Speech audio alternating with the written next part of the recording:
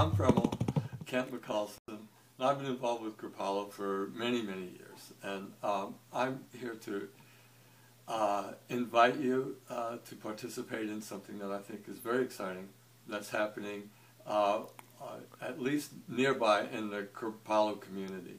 And I think also in the wider Kripalu community, I'm sure.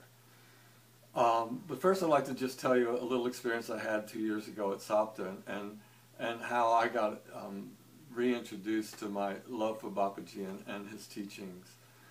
I was at the Sapta in the building while Sapta was being celebrated, and I thought I'd drop in for a few minutes, just more or less for old time's sake, just sort of, oh, it would be nice to just be around people who are sincere in their spiritual practice and are chanting and just enjoy that.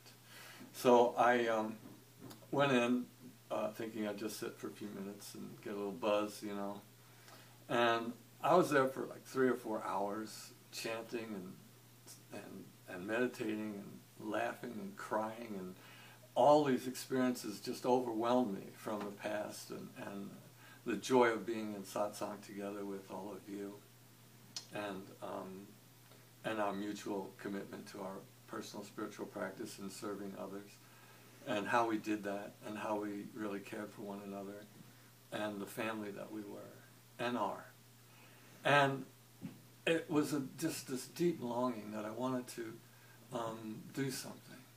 And what immediately came to me was, build a temple, Let's build a temple, It's a big project there, Premal. Yeah, it's big, and it's like, what am I thinking here, And but I went ahead and started doing all kinds of drawings and craziness, and but what I realized in the process was that the temple is us, it's all of us together, and it's our love and our commitment to one another, and our love of Bapuji and his teachings, and it's so much more than a building. It's not just a building.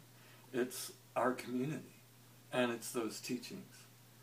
And as I shared my experiences with others, they told me they had experiences similar, that they were feeling this rise of their energy and their commitment to their spiritual practice through Bapuji's teachings.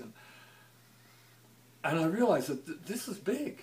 There's something going on here. And so some of us formed a group, and we called ourselves the Kripalu Living Legacy Sanga.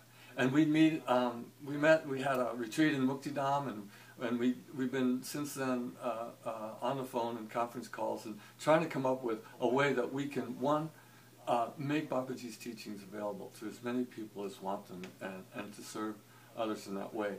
Two, to create a community of people who are around those teachings. And three, maybe, hopefully, create a place where those things can live. The archives of Bapuji's transcripts, is those wonderful videos from the 70s and 80s, and make all this stuff available and accessible to you and to others. And how are you making that happen? So in the present, yeah. How do they do that? Yeah, how do you do that? Well, we're creating a website, and we're inviting you to share your thoughts about it and what you'd like to know about it.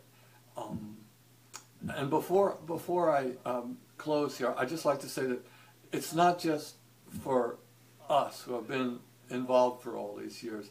There's a lot of very young people or new people to this spiritual path who are extremely enthusiastic, and they remind me so much of us when we were young in the 70s, crazy people. And they're just full of that energy, and it's a great opportunity for us to share what we know and what we care about to people who are hungry for it.